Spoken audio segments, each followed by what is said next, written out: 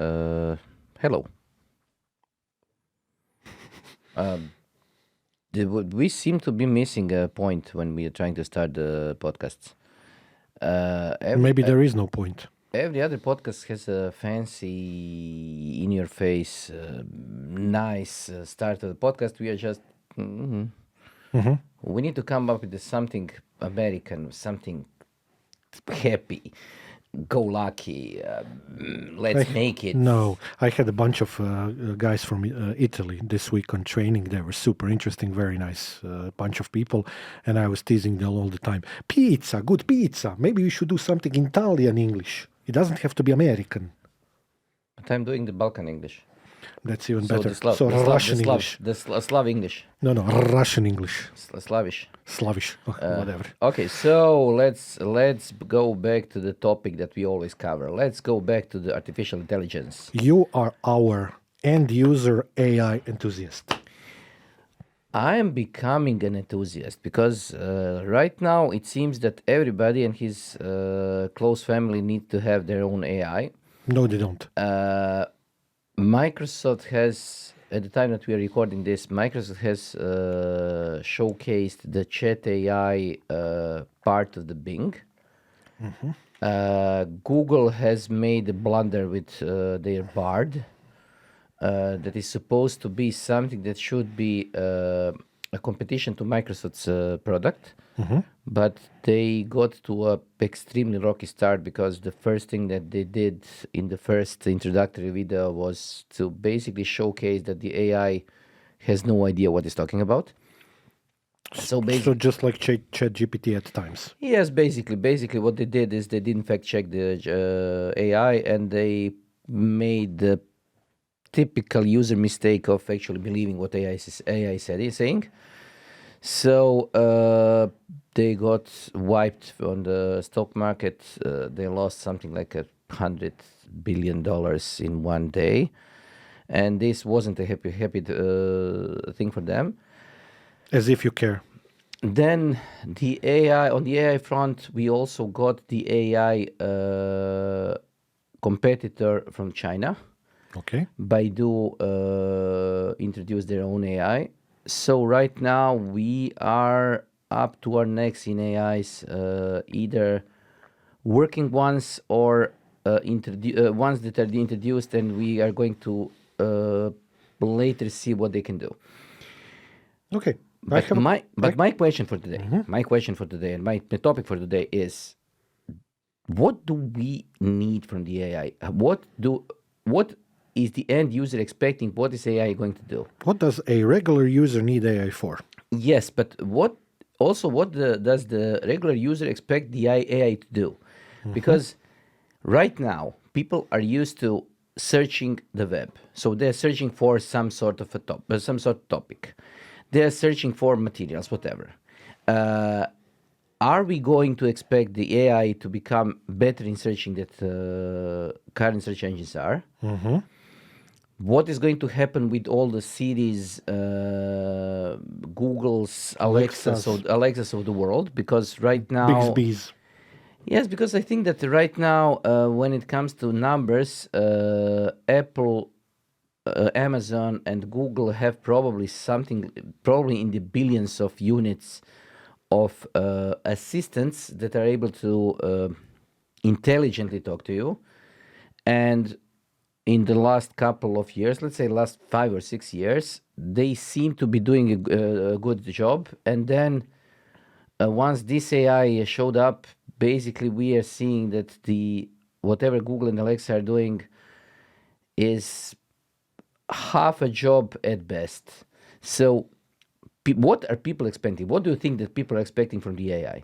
I have one more wish for this podcast, because I am much less of any kind of user of this technology than you are in general sense.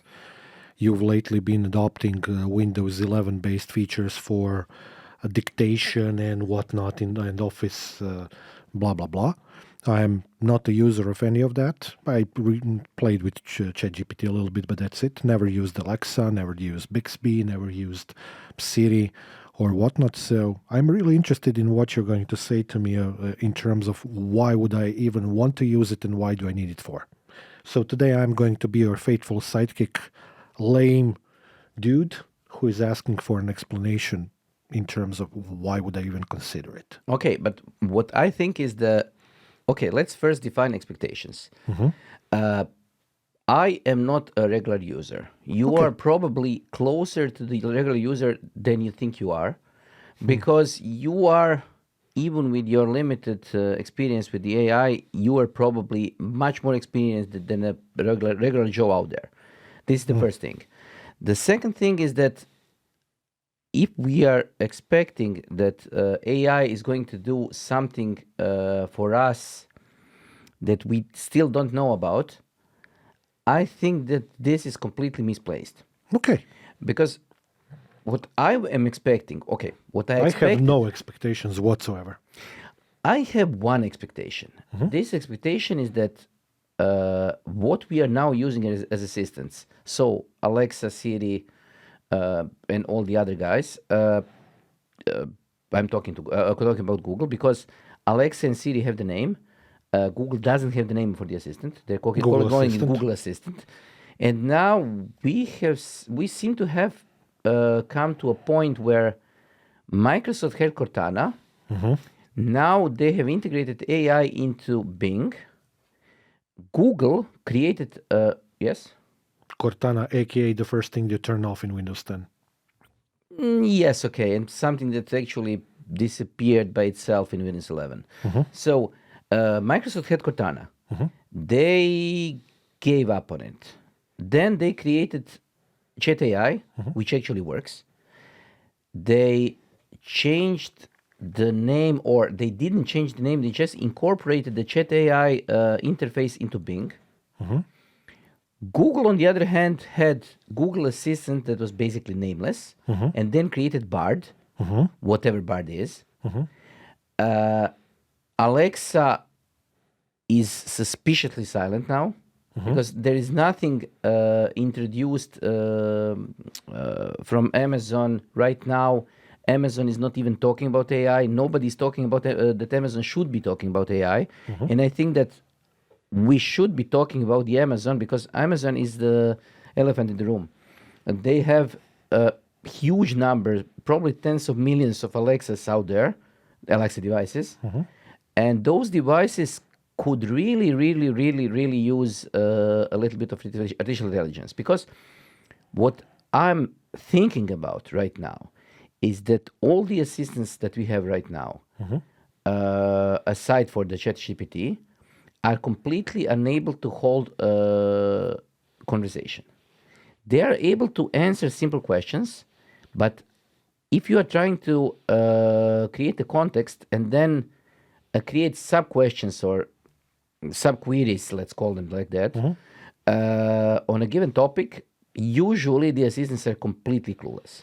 So, for example, if I say, find me a nice red car, the assistant, whichever it is going to ask me which one. I'm going to say, I don't know, whatever, my favorite brand, Fiat Multipla. And then I'm going to get pointed to a web page for the Fiat Multipla. And that's it.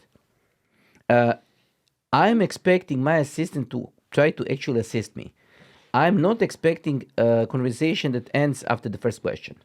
And this is the only thing that I expect right now from the AI, because the AI is actually able to understand the context, and it is able to understand the sub-questions that are related to the object that you are talking about. Okay, two things. Yes? Thing number one, I hesitate to use the word or the syntax wise man. Okay. Recently told me that Alexa is nothing more than a marketing tool for Amazon. Yes. That's the first thing. And the second thing is I read about the AI integration into Teams. We haven't actually discussed this at all, but you also mentioned that you saw that. Yes. I would really like that to be something that can summarize all the million stupid meetings that I cannot attend for various external partners when I have to. I had a couple of those meetings last week, which were completely pointless. I also would like to see that as a standard feature, not something that needs to be paid extra. I don't know how they license it, but I'm guessing E5 or something. Right now, just on E5, just for enterprise, and I think that is right now the biggest thing that they are dealing with is that they need an enormous amount of processing power. So they are trying to keep it on just for the biggest customers that they have, because these are the ones that they need to pay attention to. Okay, so I would like that to see that in Teams, because, you know, one of the most famous memes of the past couple of years that exploded with COVID, etc., was, "I survived another meeting that should have been an email." You know, that one, and for the most part, I really agree with that, because most meetings that I have to attend to, apart from the company that we work in, are so enormously long. They're so boring. They're always filled with people, and most people don't talk about anything on the meetings, or are just there to sit and say nothing. So it's pointless. So to be able to have some kind of a summary of that would be amazing for me. It would be an enormous time saver. I would just say this: if a Teams or whatever the AI is integrated into achieves killing a single meeting that should have been an email, I will be happy. Me too. Because I have a sneaky suspicion that once we come to a point where the AI is going to be able to listen to a meeting, create a transcript, and then create a summary of the meeting, and people understand that 2 hour of meeting created a single page summary, or worse, a 2 sentence summary, I hope that meetings are going to become less often. So this was actually an idea from my standpoint of being an actual IT user, but that's not the topic. I was just suggesting an idea. The biggest problem is that we still don't have any idea what the AI is capable of. What we understand right now is that neither does Google or Microsoft, or many others as well. because right now all the examples of AI helping you seem to be quite, I would say, far-fetched. So, for example, Microsoft was trying to show off their AI on route planning. So the trip planner that is going to able to show you how to plan your trip to whatever. Then there was an example on trying to summarize information on whatever it was, Mexican painters, whatever. So basically, pretty far-fetched ideas of summarizing information or trying to get the information in one place. Bard was that unsuccessful campaign was also trying to say, okay, what can you tell to me about the James Webb Telescope? So everything that we have seen so far seems to be something that marketing thought out and said, okay, this is probably going to be the most interesting thing to a normal person. But I don't see trips, Mexican painters, and James Webb Telescope being something the normal person looks at. I completely agree with you. Actually, to that point, what I know that most of the, let's say, personal assistants that you mentioned, so Alexa, Google Assistant, Siri, whatnot, I think that they are, if I remember correctly, capable of doing some basic stuff like schedule a meeting, write down a note to buy something, basic stuff. But I don't know if they can do anything more than that, because I really, really don't know. The problem is that, as I said, they lack context. So when you're trying to create a note, it's basically like just writing down a note and that's it. You are unable to even mention this note in another sentence. So, for example, when you say to whatever assistant you're using right now, when you say to you, create a meeting for tomorrow, for whatever 5 o'clock in the evening, and after that, if you say, please remind me of this meeting in 3 hours, probably there will be either no answer, or the assistant is going to ask you which meeting. Yeah, it's lacking pointer and context. Yeah, yes. I understand. So basically, all the assistants right now are behaving like a person with short-term memory loss, that is able to partially understand what you're trying to say. Okay, that's not useful. But what I see as useful, and this is something that I'm actually pretty interested in, is that AI is now becoming extremely powerful in understanding language. So, Yes. so suddenly, and I mean suddenly, I mean in the last couple of weeks, I see that I can dictate in both English and Croatian language. Croatian language actually works for my speed of talking, Which is Formula One speed. which is Formula One speed. I can use the tools that I have on the internet to actually turn my spoken words into something coherent, and it takes me only a couple of minutes to do this. So for me, this is one of the biggest things that I can do, because right now I can prepare things, and I'm right now at the point where I can actually think about what I want to do, and I can skip over the boring parts. I already know, and this is something that was directly influenced by you, so thank you for that. I already know what I would like to see AI do efficiently, which is partially what you just mentioned, and partially something that I mentioned a couple of minutes ago when I was discussing your Windows 11 dictation something. One of the most, let's say, time consuming, energy wasting parts of our jobs is writing down all the necessary materials that we have to do for lectures and for lab work. This can be used as a metaphor. You can translate that into presentations for meetings. You can use that as shopping lists with some kind of context, whatever. It doesn't really matter. If some kind of a technology like this can help me write, just like we did, those 2 books that we wrote on Amazon, if it can help me transcribe that without me having to go through that 5 times, and check it with Grammarly, and check it with built-in thesaurus and whatnot, I am going to be a very, very, very enthusiastic user. That's one of the use cases. I think this is a big use case, because when it comes to people who are actually into knowledge and trying to exchange knowledge, being it either trying to learn something or trying to teach something, right now, the channel that we are using is basically papers. When we are communicating between each other, we are writing papers. Papers have their own structure. Basically, papers more or less always start from the point where a person who is reading the paper doesn't understand anything. So you need to at least explain the basics, and then after this you are coming to an actual conclusion of what you're trying to do, or you're explaining the process, and then you are coming to a conclusion.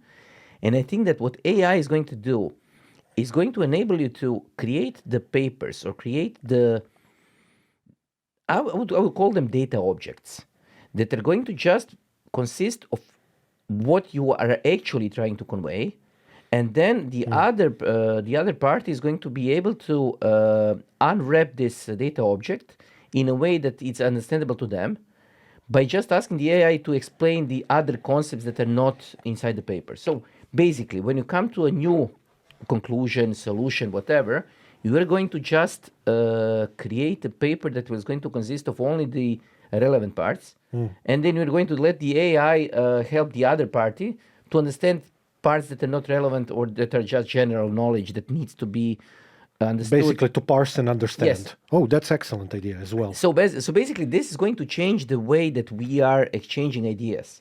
That's awesome. Because I can then basically pick an idea. I can say, okay, this idea covers whatever, wireless networking, integrations into whatever, and then explain my idea, and that's it. And then you can ask your AI to explain to you the idea, and when you don't understand some part of the idea, you can ask the AI to explain it to you. That's awesome. So this is something that I'm looking forward to. Me too. And actually, to that point, just to give a little bit of context, both Jan and I are very fast typers. Yes. We can type quickly, like very quickly. I remember when we were doing our books, we were producing dozens of pages per day. I remember also some 7 or 8 years ago when I was creating a book for one of our courses. It took me 4 days to write a 140-page book, so we can write efficiently and quickly. But this is just another dimension. Whichever way you look at it, it's going to speed up our process of producing materials by I don't know how much. I like that a lot. I can tell you because I was trying to do something, and I'm right now in the middle of writing some papers, and I was trying to see what is the difference.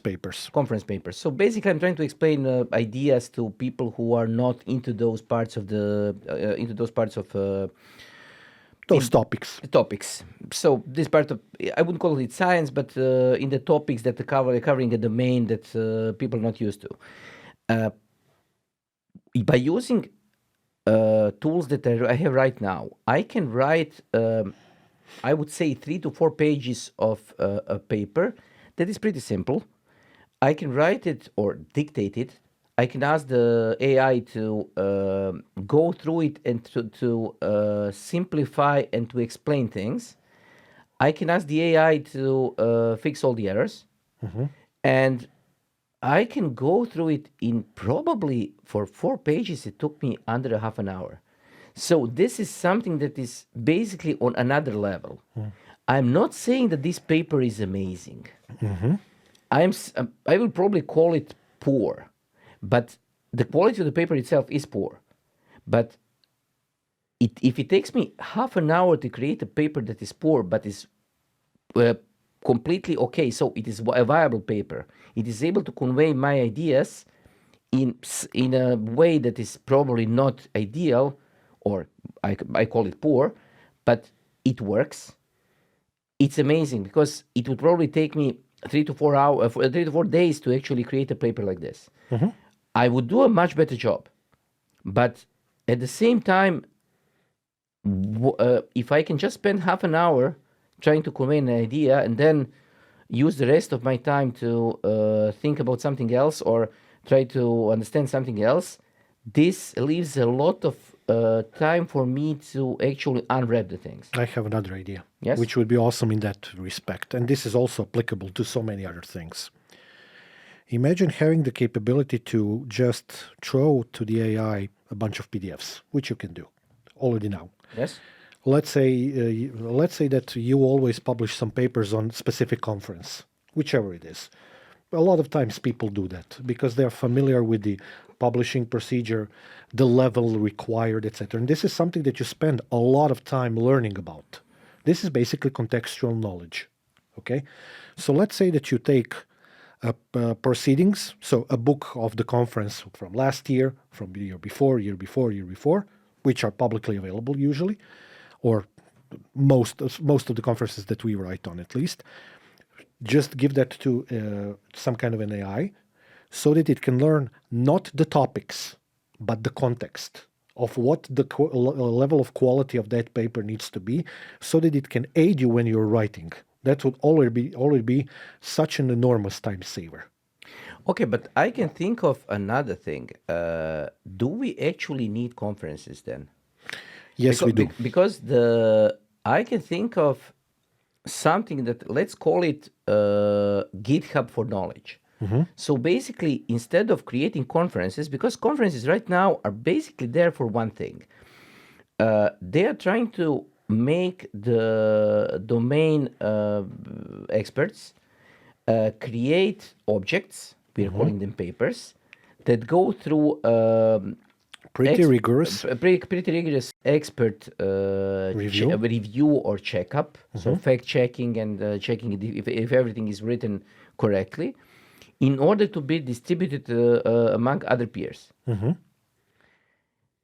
If the AI is able to do the fact checking and do the preparation of the papers and everything else, why would I need a conference? Yeah, I know, but that's probably one of the next steps. I was just referring to actually you and me and other people in this field who do that, and in other fields as well, being the creative part of that, and AI being the helping part of that, nothing more. Yes, but I think that this is going to work. But I think that in probably under a year, probably in under a year, we are going to come to a point where actually reviewing the papers for the conference or trying to get the summaries of all the papers in the conference is going to be pretty normal by using AI. So we are going to use AI for this. Right now, I can already do the summary of PDFs. In probably in under a year, I expect that all the biggest conferences are going to offer the portals to their papers or to their proceedings in such a way that you can use the AI to query whatever you need to do. So you are going to ask the conference to explain to you a topic, and then the conference itself or the conference AI is going to try to find what you're looking for and then try to explain this to you. And this is something that is going to be event changing for the conferences, because conferences are not going to be the places that we have right now, because right now the conference is not only the papers. The conference is also presenting the papers. Yeah, and peer, Peer hanging review, out. yes, but the networking, the Networking peer part, yes. networking is important, but presenting the papers isn't. Because if I'm able to say, okay, A lot of people would disagree with you. no, but just give me a second. If I say, okay, I have a conference in the next 3 days.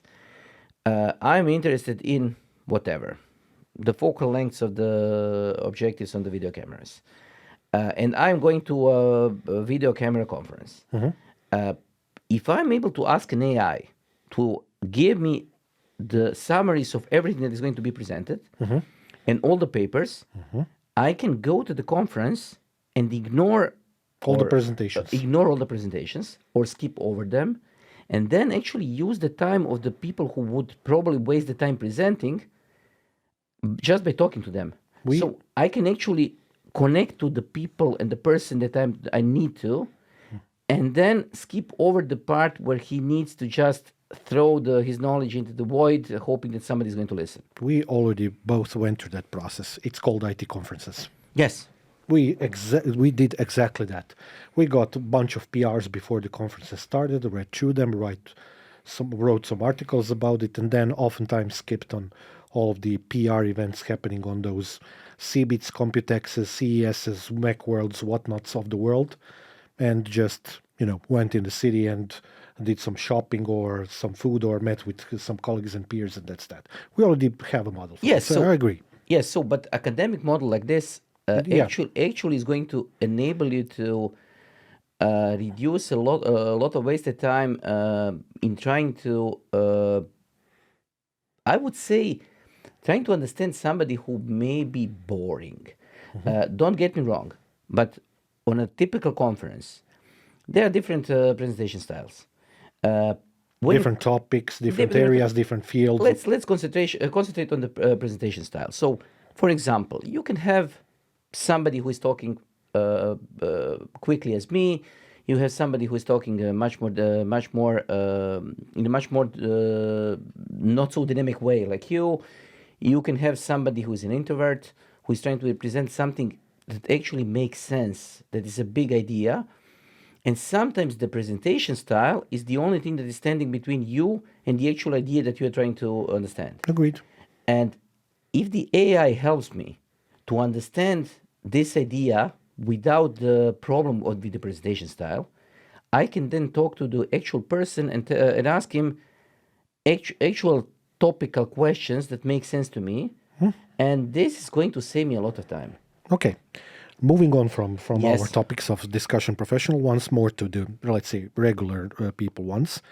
I actually read through some of the presentation materials for AI as a general topic in the past couple of days. Not necessarily related to our topic today, because I was just reading about it because I was interested. Okay.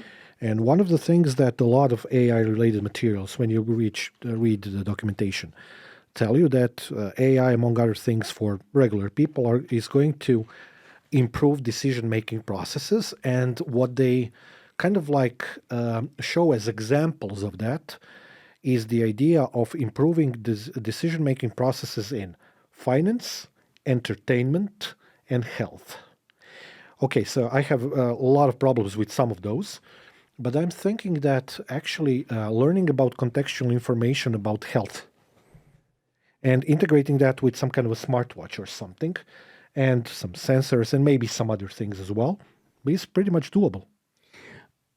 I know that this is doable and has been for the last 15 or so years. Yes, but not correctly.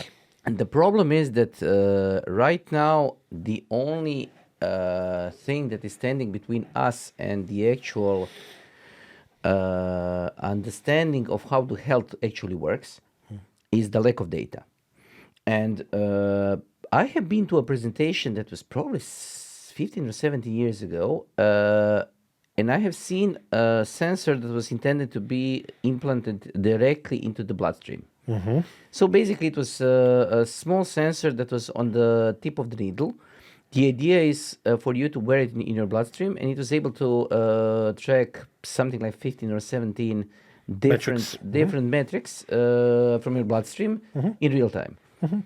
And when I was asking why this isn't on the market yet, they said that the biggest problem is that they actually don't know what the metrics are, because they don't know how to distinguish between a person having a heart attack and person actually jogging up the stairs, because the Metrics are similar. Metrics are similar, and a lot of context is missing, and they didn't have the time or the Data set is no, very no, they important didn't here. have the processing time required to be able to distinguish between those metrics. And trying to understand metrics after the fact is a pretty complicated job. It's not only that; it can be also useless Yes, so when health is concerned. but I think that there is a much more mundane use. For example, cooking. Oh hell yes! Yes, because right now, when you think about recipes, okay, all the assistants are able to tell you how to cook something. I know for a fact, because I was trying it, you can ask your assistant at home to help you cook pancakes or whatever. But what right now assistants are unable to do is to enable you to say, hey, whatever, I have eggs, I have flour, I have mayonnaise, I have bacon. What can I do? So create The a other way recipe. around. So create the recipe out of the things that you actually have in Contents, your, yeah. Instead of telling it what you want to cook. Yes, because if I tell my assistant how to cook a pancake, he's going to tell me what I need, but I cannot tell it what I have and what can I do. So to give me ideas. But when it comes to cooking, a lot of people lack ideas. Oh yes. They know what they like, but when it comes to actually preparing something, they don't have any idea what to prepare. Or they have many ideas and then cannot decide between them. Yes, and then basically they just fry an egg. So, Yes. so this is something that is going to help a lot, because I can talk to my AI and tell it, okay, I have 20 minutes, I have these ingredients. What can I do? Okay, so that would actually be something very funny to do a Big Brother on me with, because if on a scale on 1 to 10, you could grade someone's cooking skills, I would be minus infinite. Okay. So if I was able to use AI to train me to become better at that, because inherently you can learn that. Yes, cooking is just a craft. Yes, it's a little bit more than that, but yes. It cannot be taught, but it can be learned. That's one of the common metaphors that I hear for cooking. But it's not only that. It's about, certain things require a certain amount of time for cooking, especially when you're doing something that's sweet, for example, cakes or something. It's very molecular. It's chemical reactions that need to happen, whatnot. That would require integration, perhaps with some additional sensors or something. But it would be very interesting to see that kind of usage model in production. Yes, because it's pretty simple. And the other thing is that, as I said, context. If you ask an AI how to create pancakes right now, it's going to give you, or the assistant, if you ask it how to create pancakes, it's going to give you the list of the ingredients. You're going to be able to use those ingredients, and this is it. But if you tell the AI that you're right now preparing pancakes and you are, I don't know, mixing stuff in the bowl, if you ask it when to stop, it is able to actually understand what you're doing and go through the recipe and see how many seconds, minutes, whatever it takes to do something. So, but the minutes and seconds in that respect are not necessarily the only metric, but I understand. yes, but let's say you are cooking a steak. Yeah. And you want a medium done steak. That's done via sensors. So this can be done via sensors. No, this is done in good restaurants via those. Yes, but the ballpoint figure is something that you can actually get if you know the temperature of the meat, if you know the thickness of the meat, and you know the temperature of the cooking area. This can be more or less, I wouldn't say precisely, but for a ballpark figure, it can be calculated for a given piece of meat. I would like an AI that is going to remind me and say, okay, it took you 2 minutes. Don't do it for more than 15 seconds more because you are going to overcook the meat or undercook the meat. Because this is something that actually can be done. Okay. Right now, it doesn't work because we are not going into this area. And I think that the biggest thing that we are going to see with the AIs, since it's able to understand the context, we are going to see much more specialized things happening just because they can. Because there is no need for a person or programmer or whatever to design a specific recipe or specific piece of code for each given procedure. Okay. But AI is able to do it.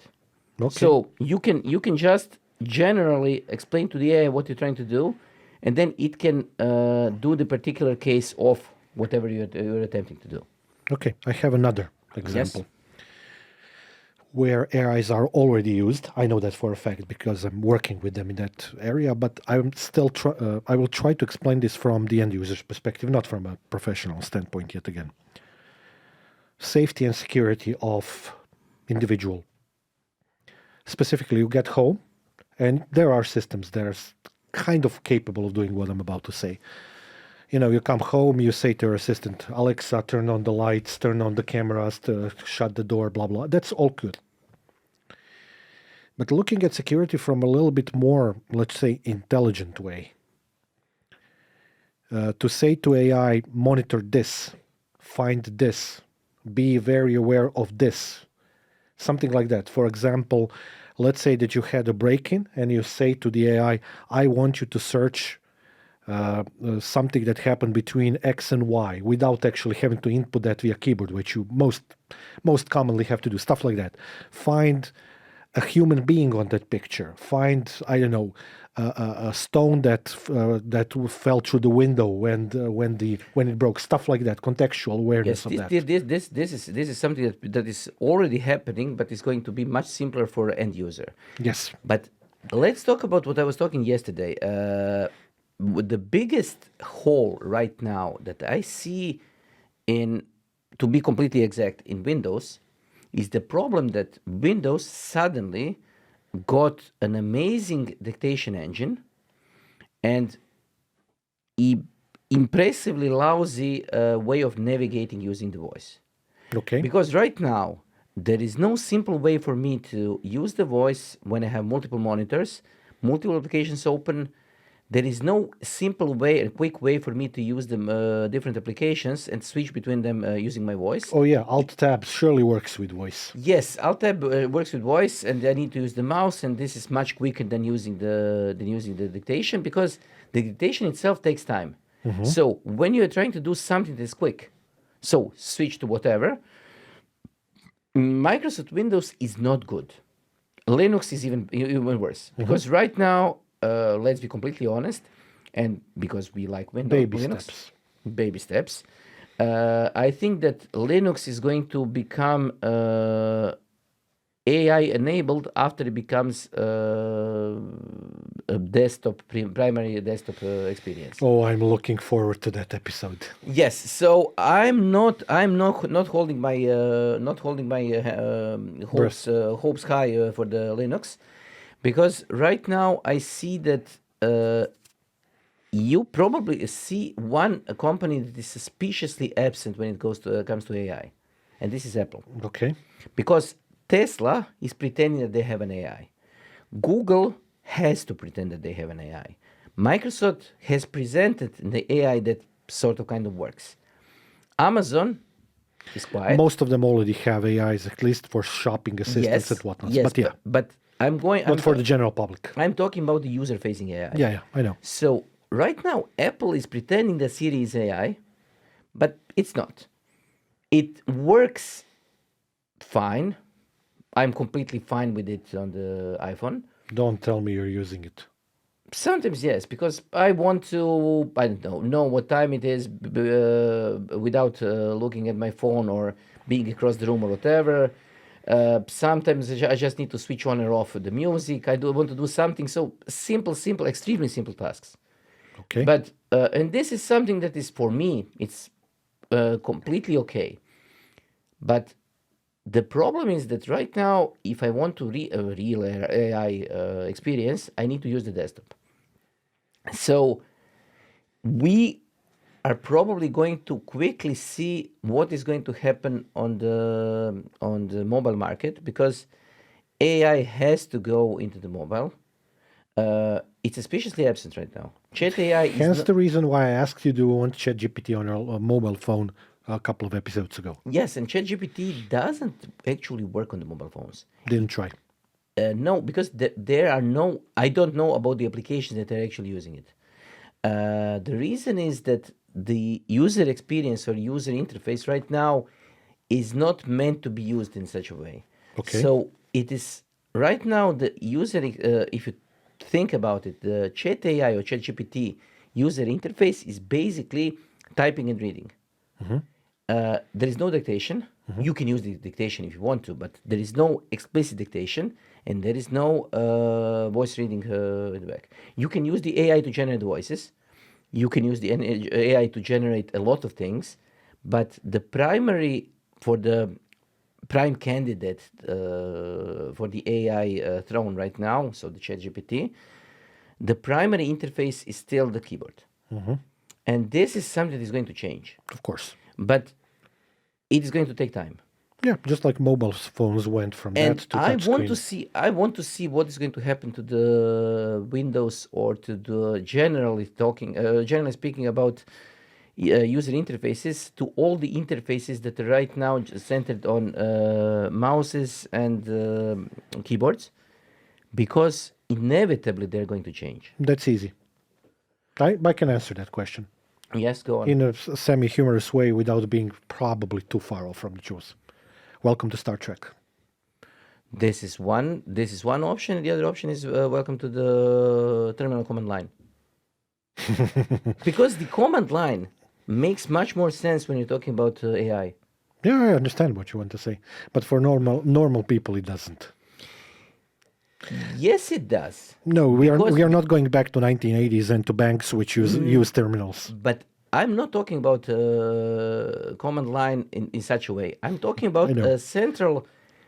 When you take a look at the right now in Windows, when we're using text input, so voice input or voice typing, whatever it is, you have a central application that is basically tagged on everything else, and then this central application is basically taking over all the applications in order to enable you to input the commands. So basically, what we have is the similar thing that you also already have with the terminal. You have a central place where you input the commands, and then you get your data back in different forms. Okay. So I wouldn't be too surprised to see that this is going to be called not terminal, not command line, but voice command. Closed caption. Yes, but Yeah. this is it. But that data transformation from one way to the other there is going to be extremely important. Yes, and this is going to be also extremely important for people with disabilities, because My next question. because coincidentally. I think that AI is going to help a lot of people with disabilities, and I think that it is going to help them in more ways that we can actually think of, and this is because it can also think about other ways of displaying data. So, for a given complexity of an AI, I can now ask the AI to try to explain to somebody who is, let's say, he or she lacks vision. I can try to ask AI to talk to the person and try to explain to him or her what is something. So, when you are trying to describe something, you are basically bound by the way that you are explaining things. When you have a universal AI that is able to talk to people, it can take time that you don't have, you don't want to have, or you simply don't know how to use, and it can explain things that probably a person can talk to. So we are going to become more dependent on AI trying to explain things to other people. And we need to also talk about another thing, virtual companions. Yes. There is already a couple of services out there that offer you basically virtual girlfriends or boyfriends. Oh Lord. And some of them are actually able to talk to you by voice, Oh Lord. and they're able to send you SMSs. Oh Lord. So there is a lot of things happening out there, and some of them are not so nice. Oh holy. I think I blew my foot off. Yes, yes, yes, yes. And I think that there is a today there was a meme uh, about. I'm not going to explain what the image was, but we all know that right now AI has its own problems. One of the problems that AI has is that it is unable to understand how a human hand looks like. Human Hands. hands. Okay. So if you Google AI, if you Google uh, hands, you are going to see the problem that is with the AI, AI's vision of human hands, because Hands are an interface in hands that are an respect. interface, and the problem is that hands, when they're generated by AI, sometimes have too few or too many fingers. They look different, and the problem is that for a person who is actually used to looking at other people, you in your brain you have an interface that is able to instantly recognize body parts. And there is something deeply disturbing when you see a body part that doesn't look the way it should be looking. You mean how you know it should look? Yes. Yeah, I understand. And this is a big problem. Okay. I have So there was a meme, because stuff like this actually probably makes you cringe. yes, it's a picture with curled up fingers on a guitar On a fretboard. guitar. And it's this very is- difficult to explain, but it's funny as hell. Yes, and the problem is that now there are doctored images, so created images, that have people hugging each other, and they have 7 fingers, 6 fingers, 4 fingers.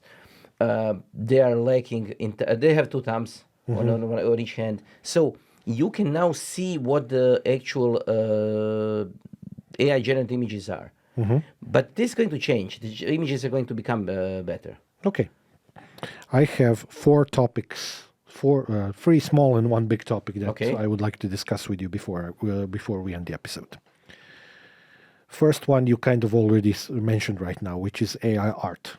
Okay. The second one is using AI in autonomous vehicles. Okay. Okay.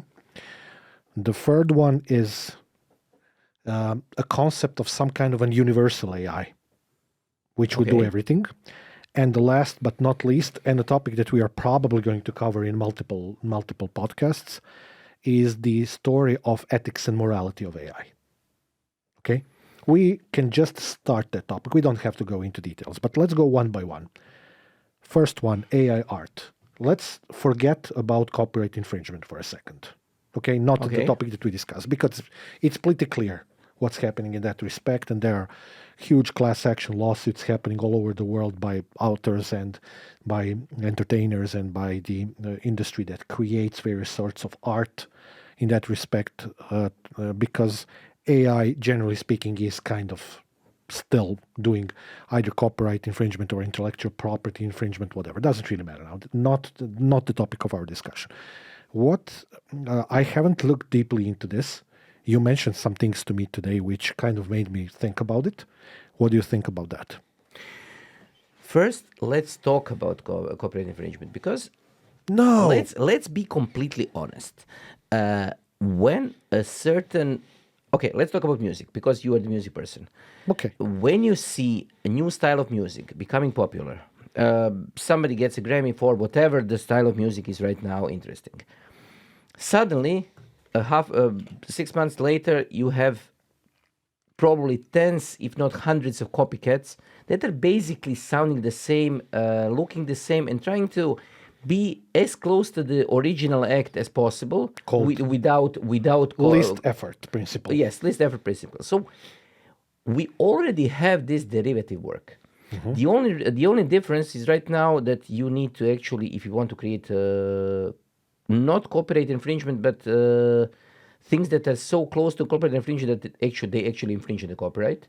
So basically, copycats. The only thing that you need right now is the studio. You need the producer, and you need to be able to reproduce the whatever sound there is. AI can do it by itself, but you're doing the same thing. I'm not. So, from the end user perspective, yes, you are. Because if I'm unable to distinguish one singer from another, because they are made by the producer to sound the same, look the same, and basically, Oh, mass-produced music type yes. of So, thing. Okay, I get it. this is something that is already done. If the AI does it, it's not copyright infringement. It's just boring. Welcome to the end of the thought process in Yes. music arts there, because actually that's one of the reasons why you have such hugely popular pop, rock, whatever acts today that exclusively do everything themselves, exactly to, Yes. to oppose that what you just Yes, said. and this is nice. Yes. Because there is basically a couple of types of people who enjoy music. One type and one important subtype is the people who find a niche that they like, and they need or they want to see or hear as much as possible similar music that for this type. Yes. And this is where the AI is going to shine. You're going to say, I like whatever the band there is, and Do you will- something for me that's similar to that. Yes, create me a radio stream of 6 hours that is going to be the same. It is going to be completely fine. Yeah. Spotify and all other services are right now basically doing this. Yes. Because when you are picking any artist or any producer, you can tell the Spotify to just create a radio for you, and it's going to be basically the same. Yeah. So when it comes to this part, this is going to be enormously successful for the AI. Okay.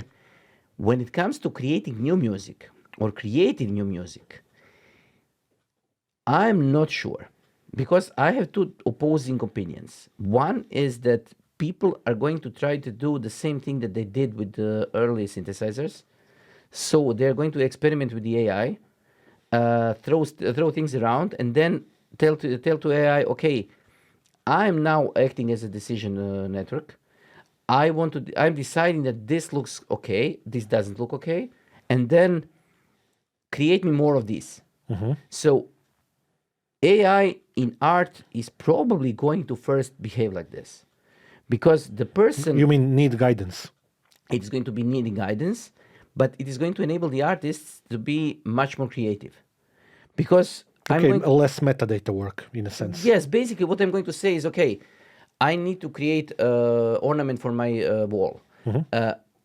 Create me 10 different ideas for the ornament of the wall. Because we already have this. Yes, I know. When the AI is trying with in Stable Diffusion or in the other AI interfaces, basically what it creates for you are the examples and just the ideas. Then you choose the particular idea that you like, and then it is going to refine this idea into something that is actually usable. Okay. So for the art thing, I'm not thinking that AI is going to create problems there. It is going to take a little bit of getting used to, because it is the same as in this short that I posted. This is a tool. If I'm writing something right now, it is considered a must that I need to do the grammar check, do the syntax check. I need to maybe use the thesaurus. And basically what needs to happen is that my document needs to be created in such a way that it doesn't fail any normal checks inside the Word or whatever word processing software I'm using. Okay. Is it the same thing with Chat AI? Because if I ask Chat AI to, or any AI that there is, Grammarly, because Grammarly is an AI. Yes. Which works rather well as well. So is checking with Grammarly, that is something that you should do, the same as checking with ChatGPT, which is something that I shouldn't do because it is infringing into territory of creating? I understand. So where is the difference? Where is the line? I don't know, but lines will have to be defined. I'm sure we agree on that. No, You don't think that there will be lines that need to no, be drawn? there won't be lines because the AI is so capable of basically covering up after itself that the lines. If you draw the lines right now, I think this is going to be mostly useless. Okay, you don't have enough, let's say, of a data set to do that properly, and you don't have the people in Baltics who understand that. So Yes. yes, I understand. So I think that embracing the technology and saying, okay, this is the least that needs to be done. So every paper needs to go through the ChatGPT and to be, Evaluate. I would say, rewritten in such a way that it actually makes sense, so that use. Normal errors, normal omissions, normal problems are omitted. So this is something that needs to happen. Okay. I think that this, in general terms, is going to be a good thing, because it is going to create a world where you are not going to get mad about people not being able to write. So this is Even though we consider that to be essential for any human being. yes. Okay. So, but I it get makes me mad when I see a simple note that is written by somebody who doesn't know how to compose a rational thought. Or a simple sentence. Rational thought. So I would like to see something that is going to help me understand what this person is telling me. Okay, there is a fundamental difference between text and music. Okay. It's a big one, and I'm not passionately like representing the music as as something that's on a higher plane or something that's more complicated or whatnot. Because text, if written in a specific way, can also evoke a lot of images, just like music can. Okay, so the synesthetic effect of that, of something being interpreted as colors, as scenes, Okay. etc., can happen for both. I understand, because I know people who have that capability as well. I would still say that music is just a little bit more dimensional than just the text, therefore a little bit more complicated. Therefore, AIs are going to be a little bit lousier at that in terms of creativity than when we're let's say, compared to when we're talking to it about text. Okay, I'm completely with you on that point, because we are going to first solve the text problem, then we are going to solve the music problem, There is no music problem. then we are going to solve the images problem, and then we are going to solve the movies problem. What AI is going to generate Yes. your movies in accordance to the ideas of your head. Yes, basically we are going to say, okay, create me a movie that I'm going to like, and it's, Firefox, Clint Eastwood, think yes, in Russian. Yes. Okay, I get So it. the problem is going to be that you are going to come home, you're going to say, okay, I have 20 minutes, create me a movie for the next 20 minutes that I'm going to like. And the AI is going to be able to create this for you. But It's awesome. yes, but people are happy with this. Yes, I know. Otherwise, people wouldn't be watching a Mexican TV series that has 450 episodes of Doing this, the same thing doing the all same over thing again. all over Yes. again. So this is even, But that's your favorite thing, drama, man. yes. But the problem is that I think that first thing that is going to happen is that AI is going to be telling itself, this is wrong. This is You know completely what? wrong. I have it. I know now. Mexican soap operas are the precursor to Twitter. That's what it is. Or TikTok. I think that the first thing that is going to announce the arrival of the sentient AI is going to be the AI that is going to say, okay, everything can work, art can work, everything can work, but Mexican soap operas need to be eliminated. Excluded from the Excluded data set. from the data set, yes. That's awesome, man. So okay, but let's talk about things that are more important. You were talking about So the next topic is car, AI, and decisions. yes, because art usually cannot kill you, but AI can, Yes. and cars can. Unfortunately, when we are talking about moving large objects at High velocity. this is a problem. So people are squishy, and when you run into them, they basically die. So this is a big problem because right now AI is not intelligent enough to be able to drive a car. Whatever Tesla is telling you, it's wrong.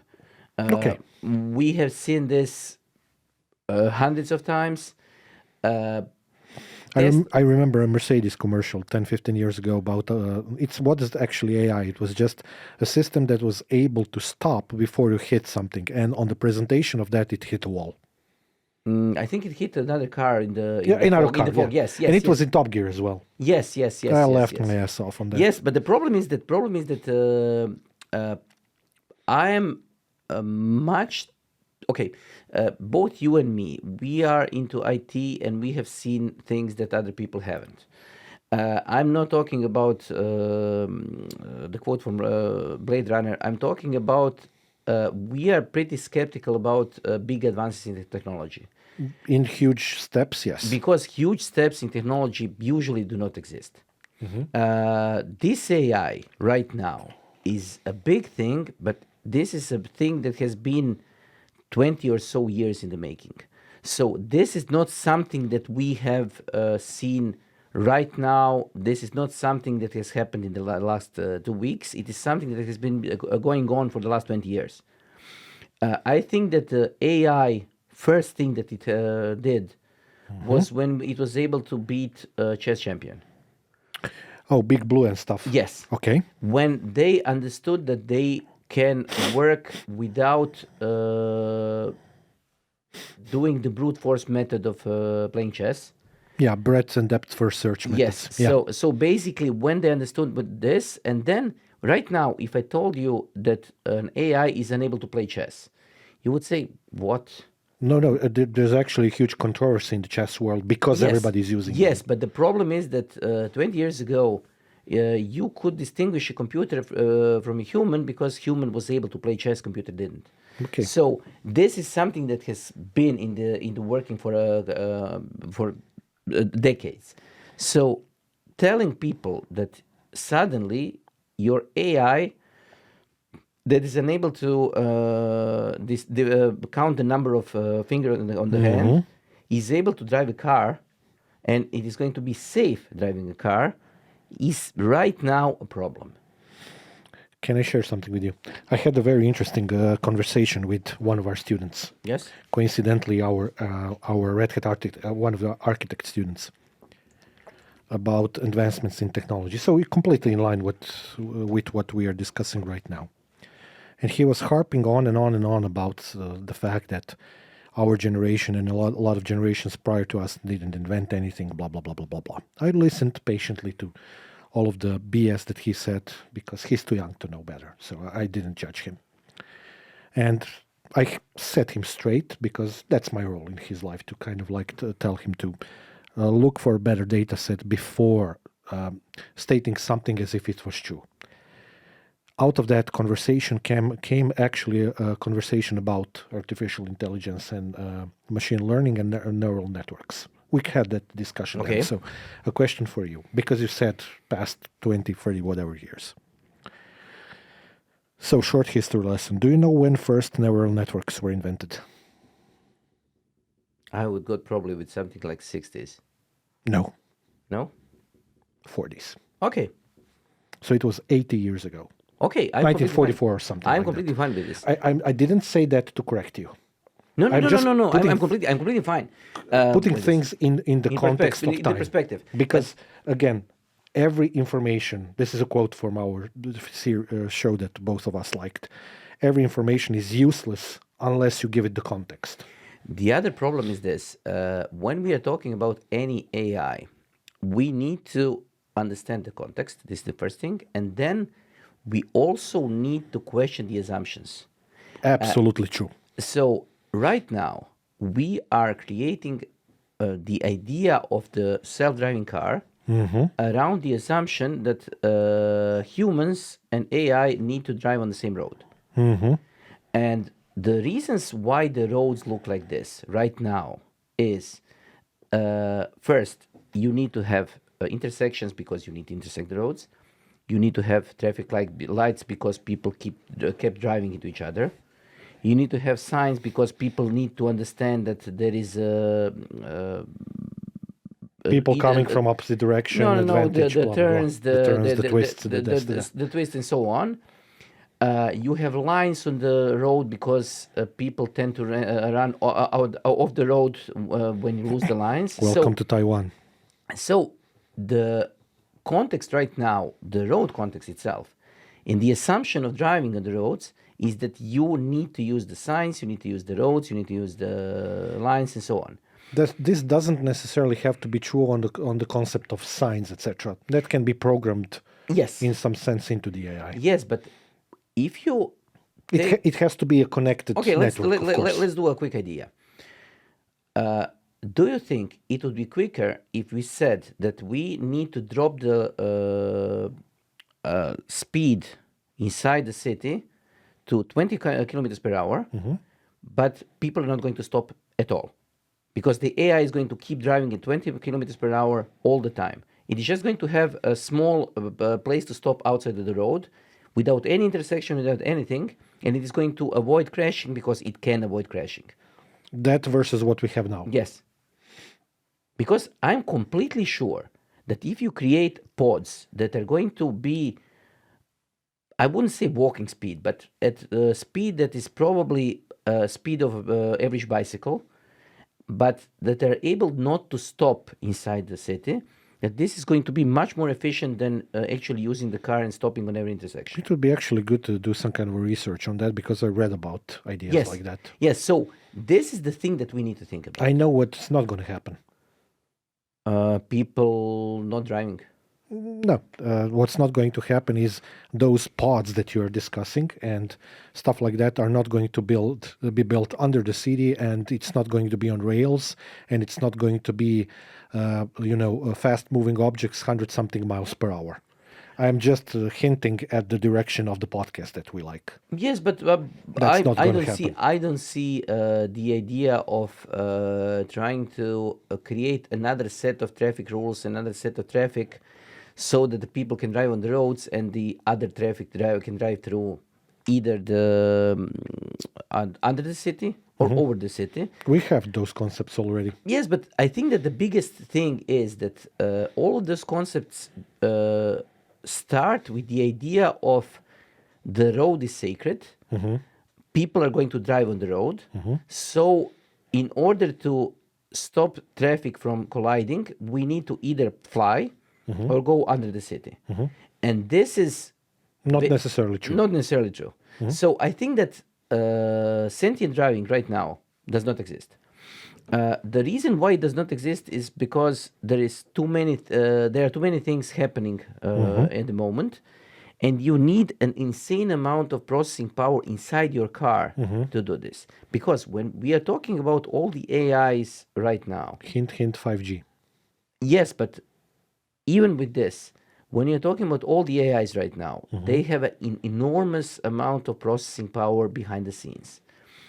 You need an enormous amount of processing power to be able to do decisions in real time in hundreds and thousands of cars.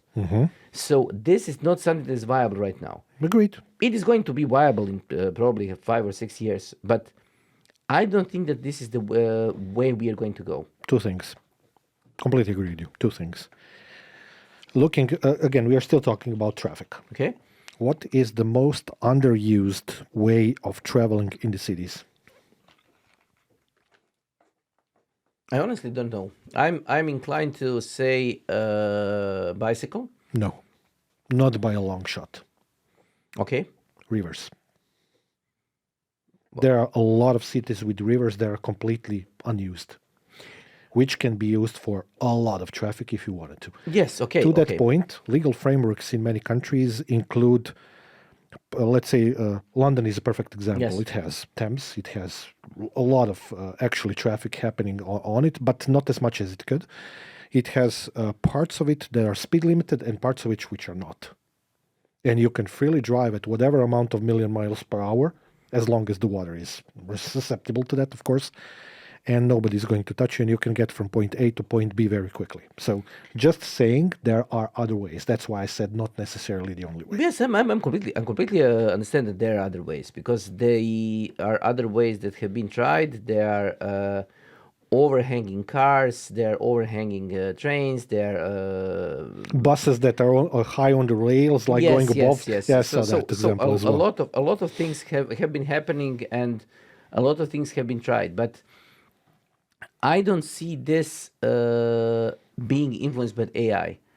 I see that this is going to be influenced by actually trying to optimize the traffic, because right now the traffic has come to a point where having an individual drive a car and wasting basically a lot of energy, a lot of space on his moving around is something that is in the long shot completely unnecessary and unsustainable. Okay. So we are going to solve this problem one way or the other. And my second point, to quote of something from Top Gear while I'm mentioning it, that the self-driving cars, like AI-based self-driving cars, have been invented a long time ago. They're called taxis. Yes.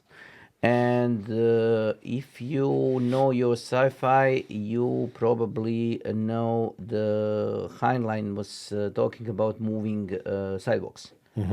So basically moving roads that were moving you around on the rollers. Reference system, to Yes. put differently, yeah.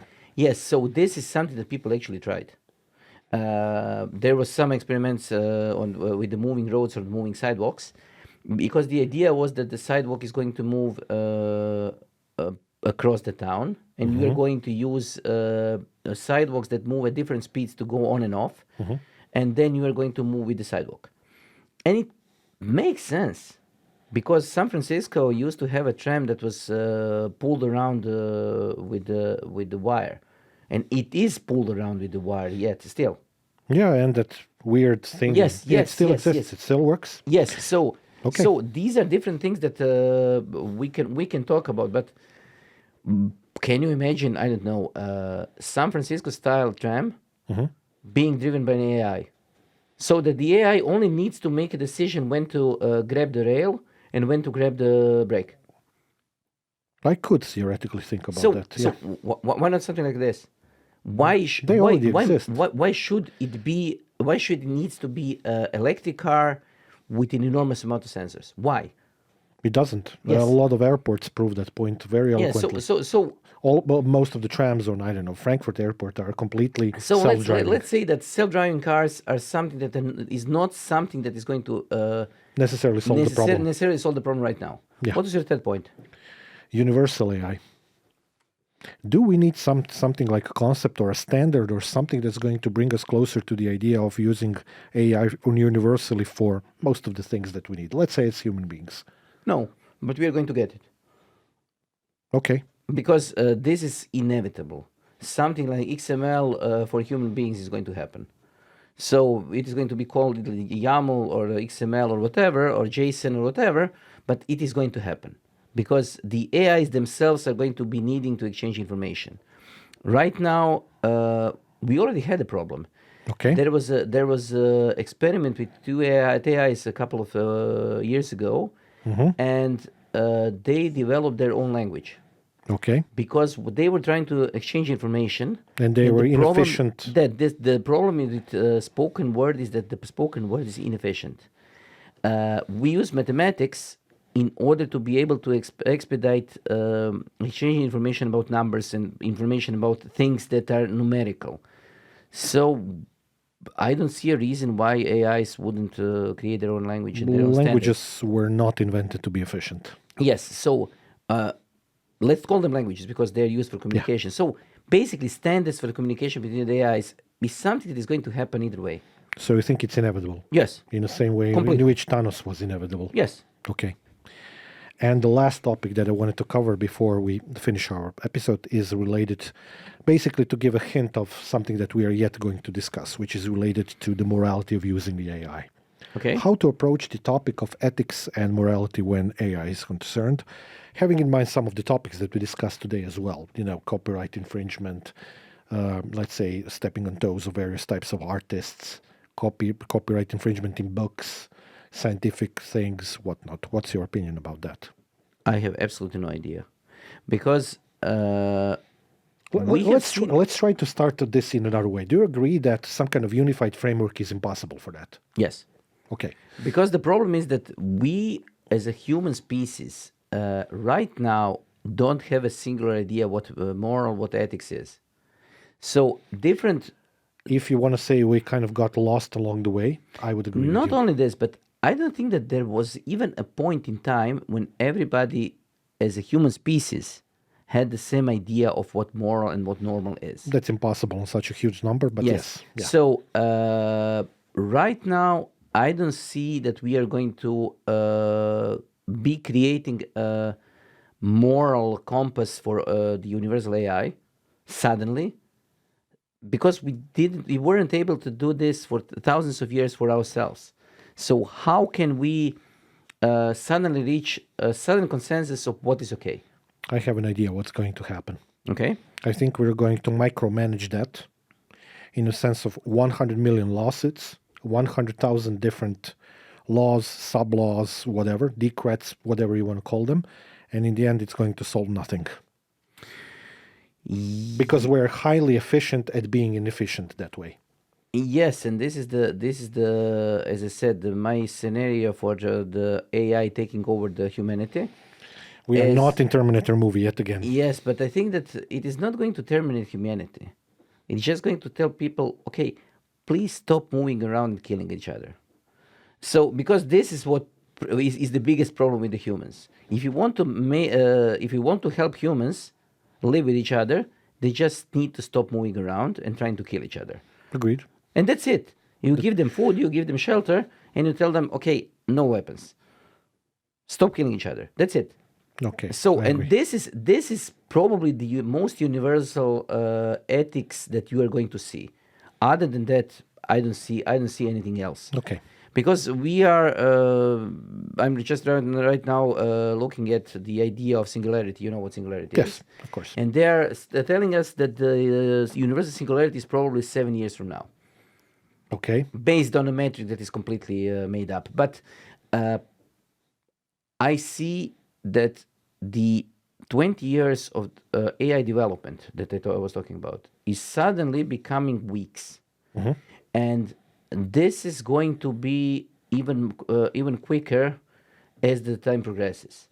So even if I take into consideration the same thing that I'm doing right now, so writing a paper, when I started writing my paper a couple of weeks ago, the tool set that I had then Was different. is not the same tool set that I have right now. And that's good.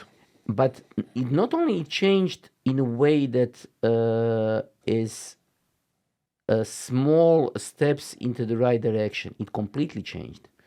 The toolset that I had 2 weeks ago is something that was unable to do what my toolset can do right now. So this is not only incremental, this is exponential growth. And I don't know where it's going to end. I don't Nobody believe in does. singularity as such, but I think that something is going to happen. Okay. I do hope that this is going to happen before the wars. Yeah. Because that's good. usually the human solution to everything is trying to kill each other. Yeah, as the history shows. Yes. Okay, that was awesome. Well, I'm done. I'm not done, but let's For the time being. let's call it an episode. Yes. And thank you for being with us. Yeah, thank you. I'm he's Yasmin. I'm Vedran, and we'll see each other in the next episode. Yes, thank you, guys. Bye.